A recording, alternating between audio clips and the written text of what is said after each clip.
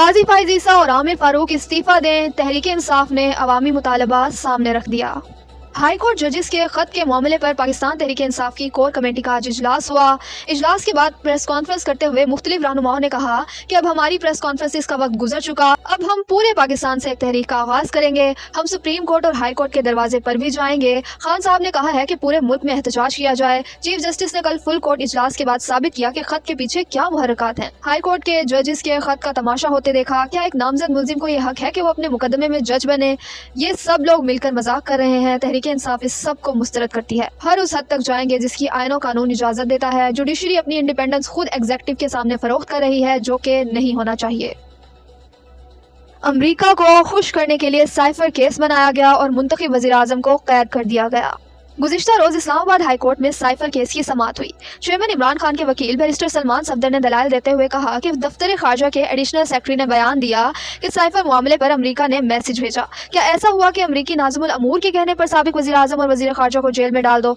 मुझे तो प्रोसिक्यूशन का यही केस समझ आया है कि ऐसा कर दो तो वो खुश हो जाएंगे। दलाइल सुनने के बाद अदालत ने मजीद समाअत 2 अप्रैल तक मुलतवी कर दी। जेल में इमरान खान की सिक्योरिटी यकीनी बनाई जाए, अदालत का हुक्म। इमरान खान को जेल में मुकम्मल सिक्योरिटी फराहम करने ना करने के खिलाफ दरख्वास्त पर समाअत हुई। हम मजीद किसी बड़े हादसे के मुतहम्मिल नहीं हो सकते, chief justice Lahore high court Malik Shahzad Ahmed Khan ने रिमार्क्स दिए। पहले लियाकत अली खान फिर बेनजीर भुट्टो को शहीद कर दिया गया। इमरान खान पर पहले भी हमला हो चुका है। आप चेक करें कि इमरान खान को किस लेवल के सिक्योरिटी खदशात हैं। Chief justice Lahore high court की एडवोकेट जनरल पंजाब खालिद इसहाक को हिदायत। पाकिस्तान तहरीक इंसाफ इतवार को पेशावर में अजीमुश्शान रैली का इनेकाद करेगी। पाकिस्तान तहरीक इंसाफ के मुख्तलिफ रहनुमाओं ने गुज़िश्ता रोज इमरान खान से अडियाला जेल में मुलाकात की। मुलाकात के बाद मीडिया से गुफ्तगू में बताया कि तहरीक इंसाफ इतवार को पेशावर में रैली मुनाकिद करेगी और जल्द मुल्क भर में एहतजाजी तहरीक शुरू की जाएगी। सनम जावेद आलिया हमजा के खिलाफ फस्तायत की हर हद पार, एक बार फिर नए केस में गिरफ्तारी।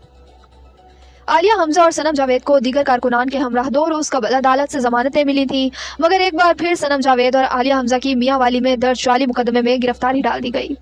जेल हुकाम सनम जावेद को इंसदाद दहशतगर्दी अदालत में पेश करेंगे। मियाँ वाली पुलिस सनम जावेद और आलिया हमजा की राहदारी रिमांड की इस्तदा करेगी। तहरीक इंसाफ का सवात में बड़ा पावर शो।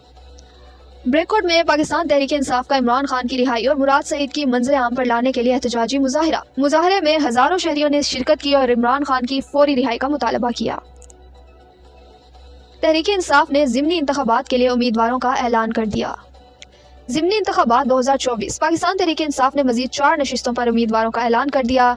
PP 147 लाहौर से मोहम्मद मदनी को टिकट दे दिया गया। PP 36 वजीराबाद से फयाज चट्ठा को टिकट जारी कर दिया गया। PP 22 तलागंग से हकीम निसार अहमद को टिकट जारी, जबकि PP 93 भक्कर से सिकंदर अहमद खान को टिकट जारी कर दिया गया। पंजाब पुलिस 9 मई मुकदमात की आड़ में गैर सियासी लोगों को भी गिरफ्तार करने लग पड़ी। पंजाब पुलिस ने अब नया काम शुरू कर दिया। तहरीक इंसाफ के रहनुमाओं और वर्कर्स के फैमिली मेंबरान को भी 9 मई मुकदमात में नामालूम अफराद की फहरिस्त में शामिल करके गिरफ्तार करना शुरू कर दिया। शरीफ फैमिलीज को हरासा किया जा रहा है।